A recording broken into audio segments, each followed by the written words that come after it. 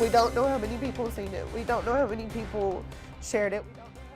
A Coffee County mother is angry, asking why a revamped law isn't being used to punish a juvenile who, according to a police report, recorded a naked video of her 12-year-old daughter and put it out on social media. Now, the law was changed after Chief Investigative Reporter Jeremy Finley exposed how it limited prosecution in these cases. And Jeremy, break this all down for us. All right, so you might remember that last year we told you how a Franklin County boy was recorded partially naked without his permission in a school bathroom, and it was shared on social media.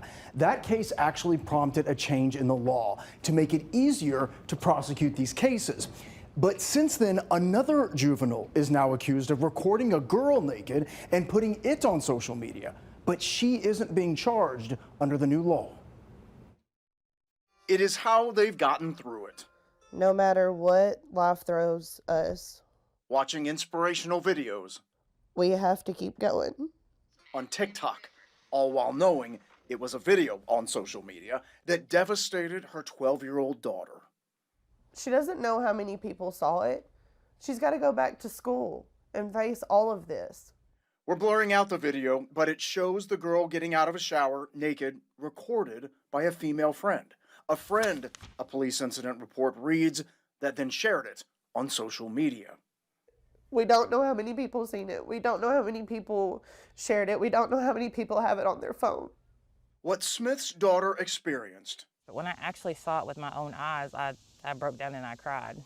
is troublingly similar to what happened to Tia Stovall's teenage son. He was recorded naked without his permission, and it was shared on Snapchat as well. As a result, the state's unlawful photography law changed on July 1st, removing a clause that said the person making the recording had to get sexual gratification from it.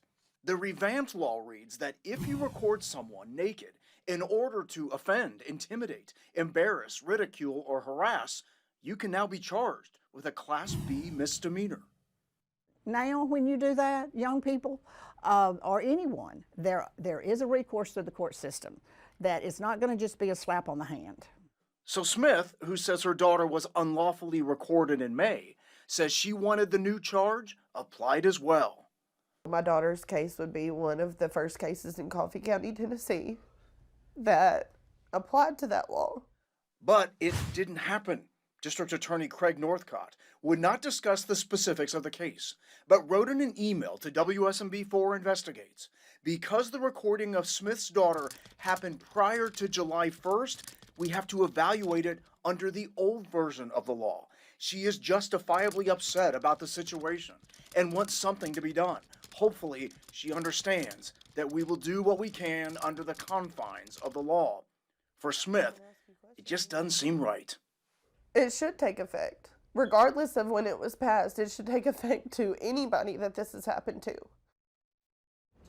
Northcott would not say what the girl who recorded the video was ultimately charged with, but Smith says the girl's punishment was 6 months probation and told to stay off social media. Guys, not the punishment that Tiffany Smith wanted. No, is tough. that really hurts. Yeah. Oh my gosh, these poor psyches of these kids. Right. So what is the takeaway here for parents? All right, so this new law is in effect right now, and I've interviewed now 2 mothers that have gone through this, Yeah. and they are not messing around. They are advocating for these kids. They are pushing for them to be prosecuted. So the word for everybody watching, if your kid records another kid naked, thinks it's funny, puts it on social media, right now they'll be prosecuted.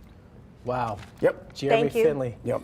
You're helping so many parents out there. Trying to. So many kids, Jeremy Gotta know. Finley. A lot of kids Thank have these you. phones. Yep. Now, parents may want to know more about this. You can find all of our prior investigations on this problem, including the wording of the new law right now on WSMV.com.